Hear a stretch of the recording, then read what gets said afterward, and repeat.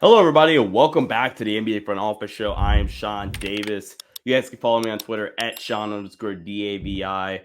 Today's video, I'm going to break down my biggest winners and losers from the NBA draft. It was a phenomenal night of draft coverage. I appreciate all of you all that tuned in either here on the NBA Front Office Show on the Lakers Station YouTube channel, where we were live for a little over 4 hours. So we appreciate you guys' support so much. And it really does mean the world to us.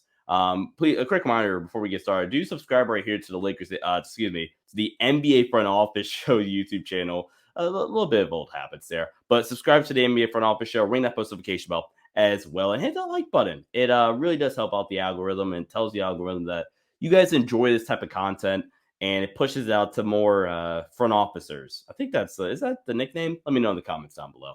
But we're going to break down my three biggest winners and biggest losers of the draft. We're going to start off with number three of each. Number three for me, biggest loser in the NBA draft. To get things started for me, it's going to be the Oklahoma City Thunder at pick as my third loser.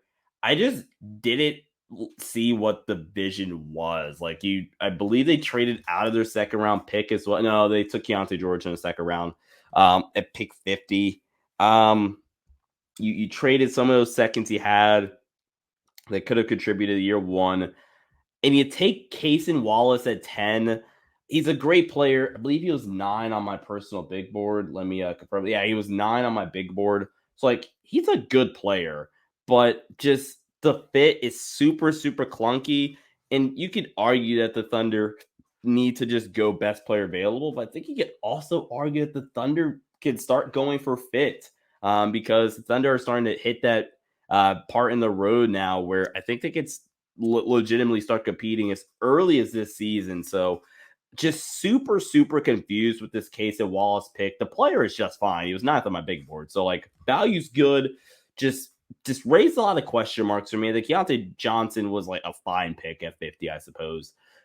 Three biggest winners of draft night. I'm gonna go with the San Antonio Spurs. I mean, you get Victor Wembanyama, so you're automatic winner of the draft. Freak athlete, one of the greatest prospects of all time, probably the best prospect since LeBron James. Not probably, is the best prospect since LeBron James. And then you're able to trade back in the second round and get a guy that I had as my 27th ranked player on my big board. You get him at 44 in CD Sissoko. A high upside play that makes a ton of winning plays. Good defender. Love that pickup for the San Antonio Spurs. So that is number two for me.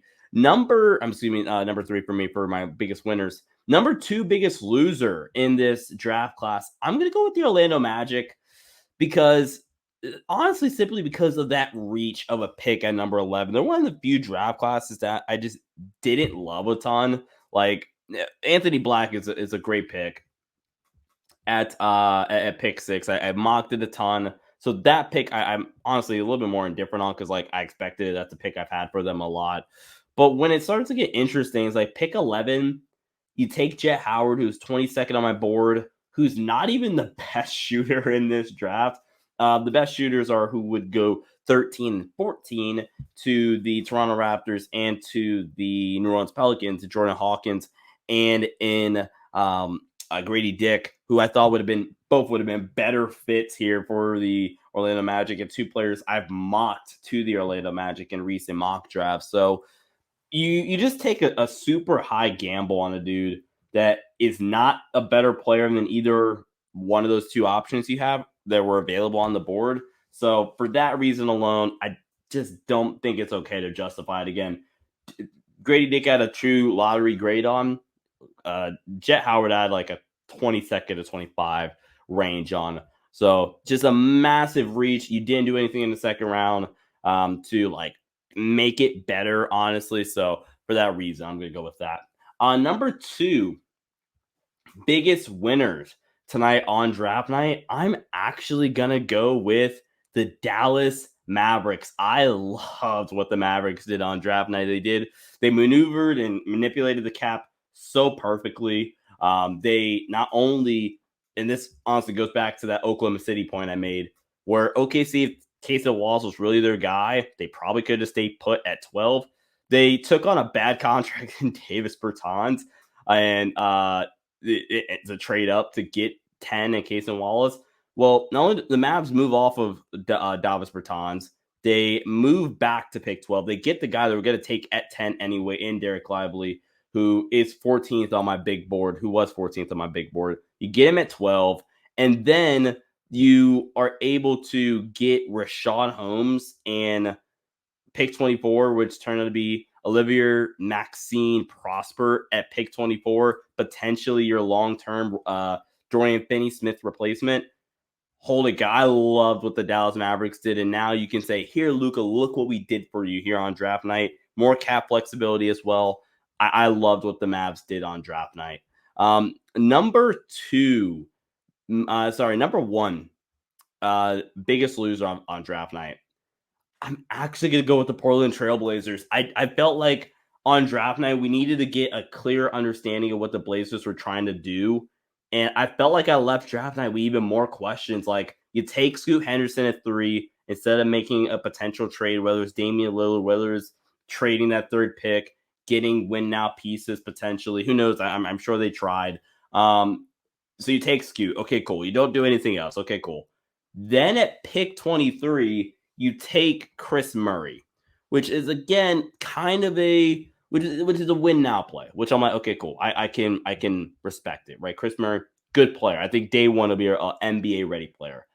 Then at pick 43, which honestly, if you were going to compete, feels like a trade out pick anyway. You make the selection, you go with Ryan Rupert, who is the ultimate like boom or bust guy, where like NBA ready Seth Lundy maybe would have made more sense for this team. Like, I just feel like the direction for the Portland Trailblazers, they're going nowhere.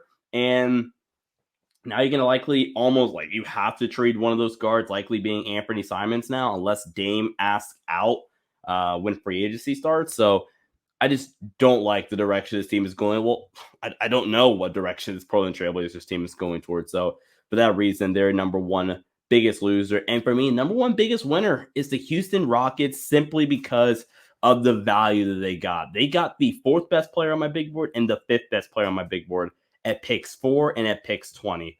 For that reason and that reason alone, they're my number one biggest winner. Some character concerns potentially with Cam Whitmore. He bombed his workouts with a ton of teams, but you can't deny just the actual talent he is on film. And it's something that the Rockets, who need just high upside guys and potential players, he could fit in with that Houston Rockets team. And then Amin Thompson is just a freak who has a ton of potential, elite athlete, good passer. I love that Houston Rockets draft just purely based off of value alone. And that's why the Rockets are my number one team. But ladies and gentlemen, let me know what you guys think in the comments down below. Who are your biggest winners and biggest losers from draft night? As always, subscribe right here to the NBA Front Office Show. Ring that post notification bell for more. Sean Davis here. We'll see you guys next time. Stay safe and peace out.